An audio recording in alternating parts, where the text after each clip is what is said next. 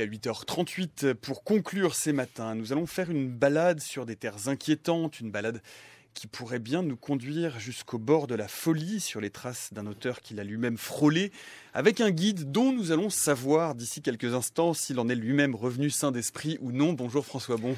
Bonjour, il va falloir mettre à mal la légende. Alors vous revenez tout juste d'une vaste pérégrination sur les traces d'Howard Phillips Lovecraft en Nouvelle-Angleterre, plus précisément dans le minuscule état de Rhode Island, dans la ville de Providence, où a vécu Lovecraft et où se déroule une grande partie de ses récits. Un voyage qui s'inscrit dans votre travail de retraduction des œuvres de Lovecraft, un travail que vous avez initié il y a 5 ans maintenant, qui porte ses fruits, puisque les premiers volumes de ces traductions nouvelles sont disponibles depuis le printemps dans la collection Point Seuil, ainsi que sur votre site de lovecraftmonument.com.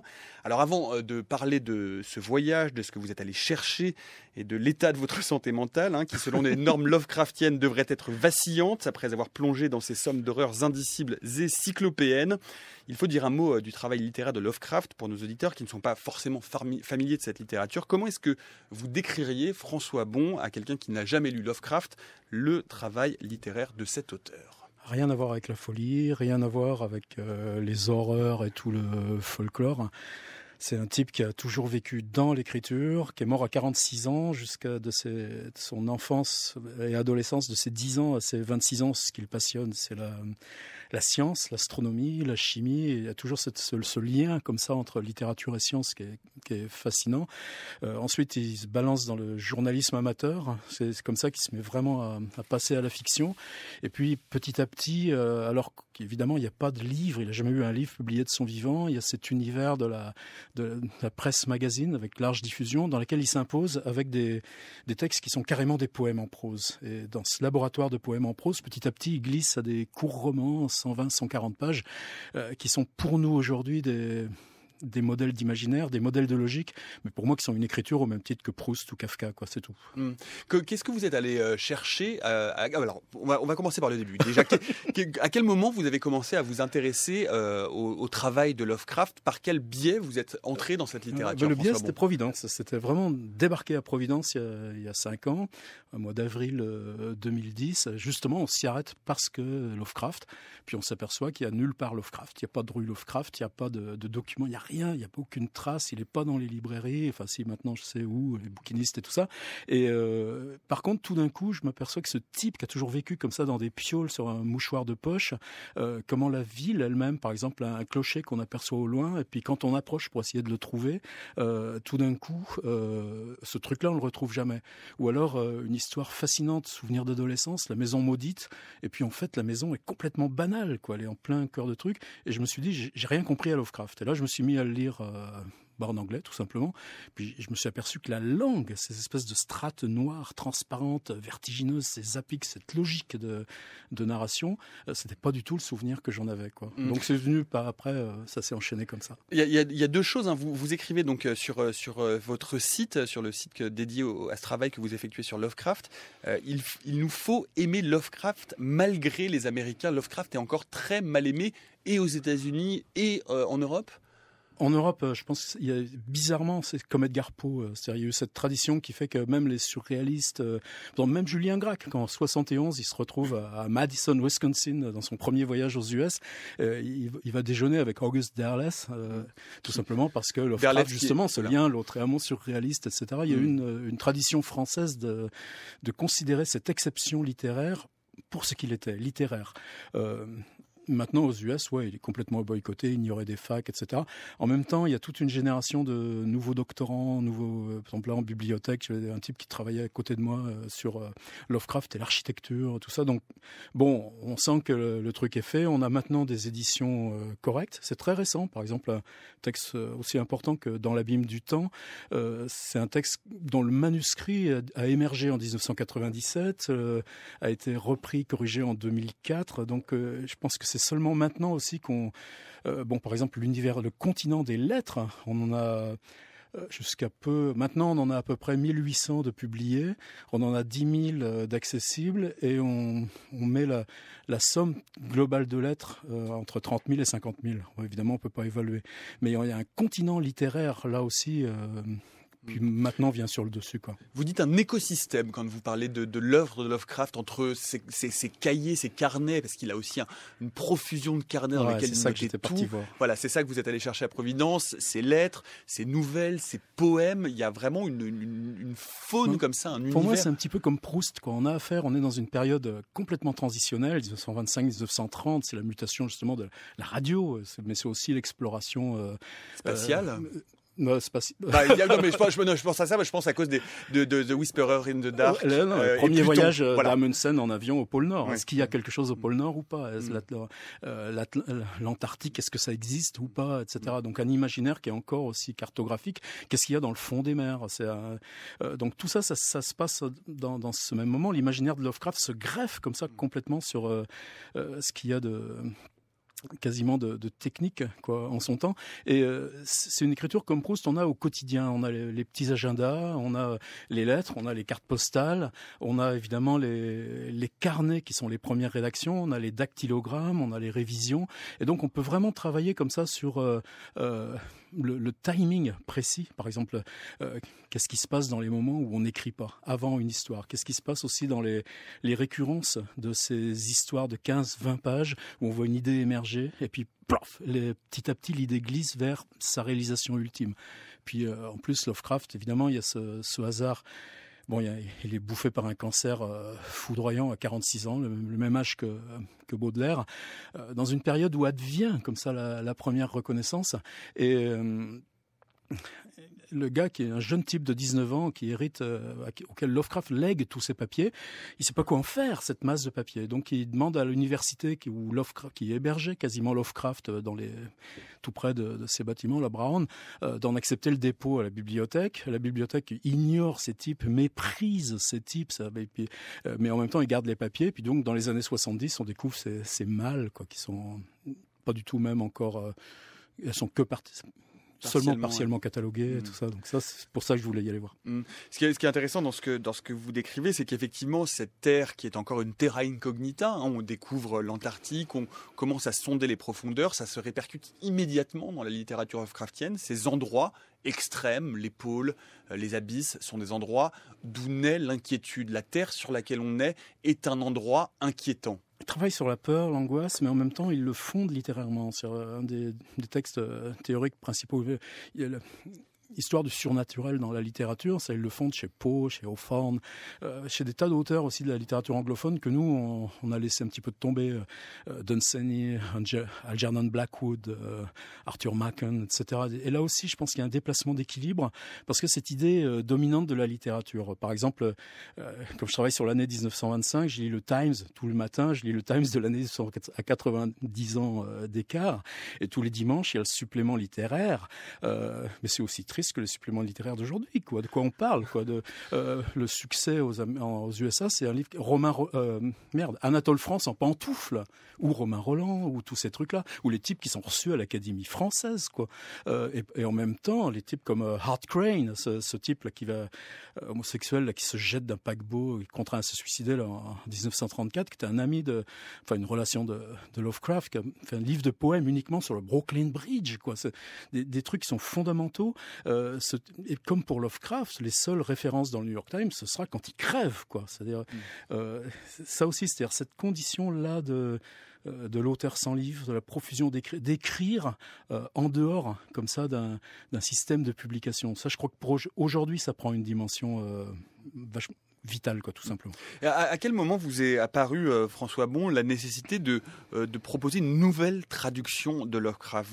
Vous disiez que les traductions précédentes, que j'ai amenées avec moi comme vieux lecteur de Lovecraft que je suis, projetaient sur la sombre âpreté poétique et rythmique de Lovecraft la langue du grand élan indifférencié de la science-fiction. Ouais, bon, faut pas... Ça, c'est ce sont vos mots, c'est mes mots, mais je me détermine pas par rapport aux traductions traduction de Jacques Papy, qui a fait un travail exceptionnel dans son époque, de découverte, etc.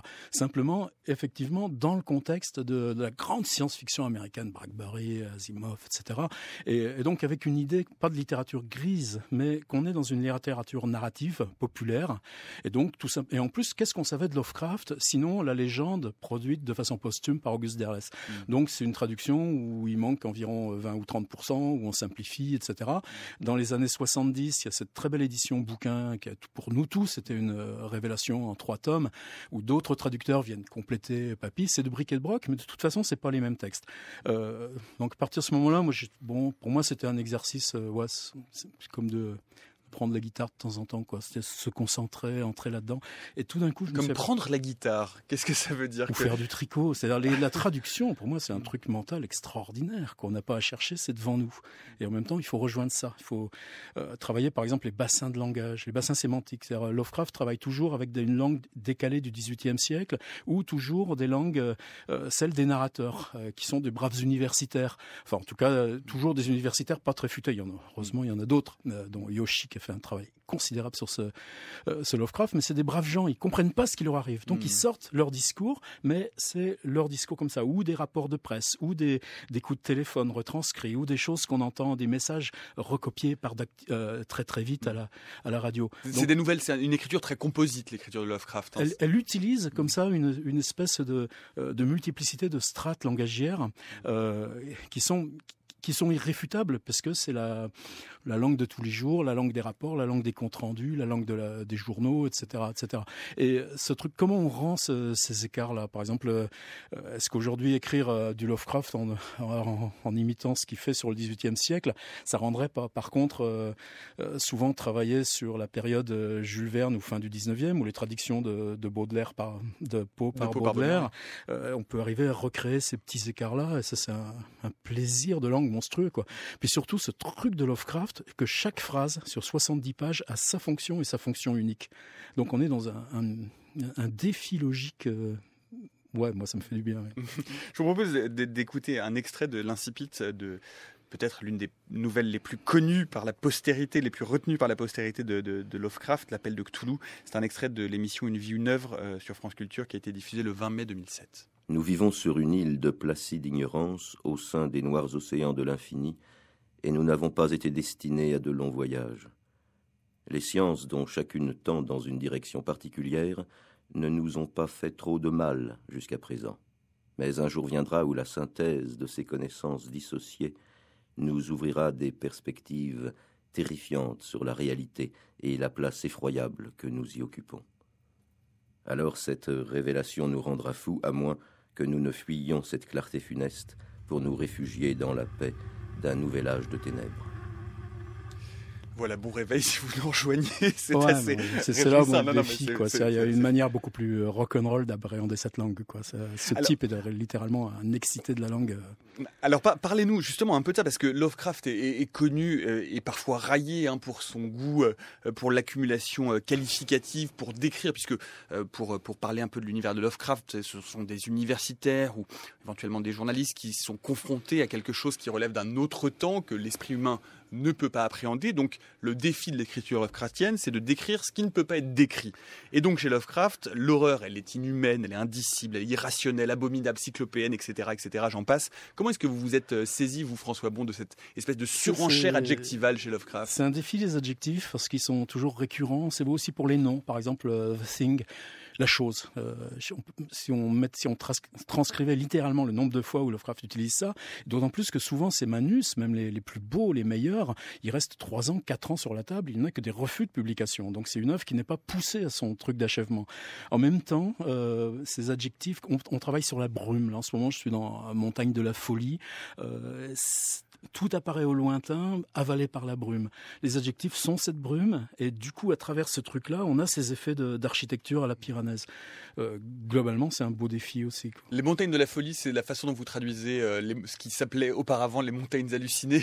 Mountains of At the Mountains of Madness.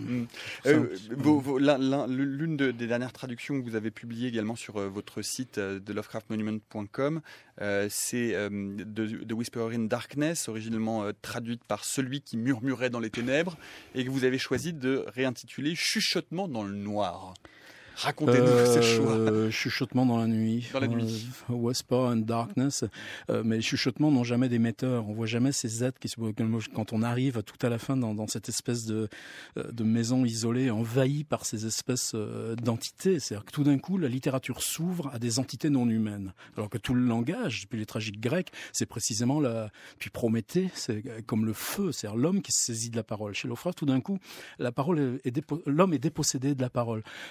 Qui aimaient ce truc-là, ces entités se manifestent par des cerveaux qu'ils ont mis dans des bocaux et qui, sous certaines conditions électriques, vont interférer générer des paroles chez les autres. Donc, là, il y avait ce travail sur ce Whisperer sans sujet. Il y a le travail du neutre aussi qui est difficile. Il y a un autre paradoxe Lovecraftien que je souhaiterais aborder avec vous, François Bon, dans les quelques minutes qui nous restent, c'est que si son œuvre est restée effectivement longtemps mal connue et très peu appréciée et reconnue par la critique ou par les travaux universitaires, en revanche, elle est devenue un objet central et essentiel de la pop culture, avec une legacy, comme on dirait en anglais, avec beaucoup d'auteurs qui ont repris, qui ont développé son univers, etc. Comment est-ce que vous expliquez ce paradoxe-là, vous ? Ça a commencé juste après c'est-à-dire cette fabrication de légendes qui est due à ce August Derleth, qui était le premier à le publier après la guerre en 1947, dans ces années-là. Il ne faut pas surestimer ça. Par exemple, les enjeux politiques, pour moi, sont vachement plus importants. Par exemple, redécouvrir comment les USA, après la guerre de 14-18, les États comme France, Angleterre, refusent de rembourser la dette, puisque la dette a servi à acheter des produits, des armes américaines. Du coup, tension là, l'Amérique et les USA qui font une espèce de pacte avec l'Allemagne qui devient une espèce de marché gigantesque. Donc on voit cette espèce de bain là, qui au moment de la Grande Dépression joue ou même contribue à fabriquer l'hitlérisme. Les intellectuels de l'époque pas tombe là-dedans, mais Lovecraft n'a pas eu le temps de réviser ou d'effacer les traces. La question de la construction identitaire, quoi. Il est marié à une juive et son meilleur ami Samuel Loveman c'est une grande culture judaïque, une grande écriture judaïque. Un autre de ses amis, Morton, c'est un des premiers militants pour les droits des Noirs aux USA. C'est peut-être le type qui est le plus proche de lui. Et en même temps, lui tombe dans ces espèces de pièges-là. Là, pour moi, c'est comme Céline, quoi. C'est les contradictions de la littérature et de l'époque. Ouais. Et ça, c'est un chantier pour moi qui me concerne là encore directement dans les enjeux politiques pour maintenant, quoi. François Bon, vos prochaines traductions sur votre site ou au Point Seuil, ce sont lesquelles ? J'ai 2 chantiers. Le premier, c'est donc là, en ce moment, je suis de Mountains of Madness, qui est un petit peu... c'est comme de la nage en apnée sur une distance qu'on ne sait pas. Ouais. Au bout de 5 ans, peut-être que je peux y aller. Et l'autre chantier, c'est un espèce de journal. C'est pour ça que Providence pour moi était important, qu'il a tenu en 1925 tous les jours, avec ce qu'il a mangé, les heures, ce qu'il lit, les heures où il écrit, etc. Et on peut refaire un timing comme ça de toute l'époque. Et un tout dernier mot, François Bon, est-ce qu'à Providence, vous avez trouvé le Necronomicon de l'arabe fou Abdullah Azred ? J'allais tous les jours dans une bibliothèque, l'Athénaeum, qui était à 50 mètres de chez Lovecraft, et qui était aussi là aussi où Edgar Poe venait lire le journal tous les jours, et moi je venais dans cette même salle qui était déserte. J'étais dans la chaise où Lovecraft et Poe lisaient les mêmes trucs. C'est pas si mal. Merci beaucoup François Bon d'avoir accepté notre invitation.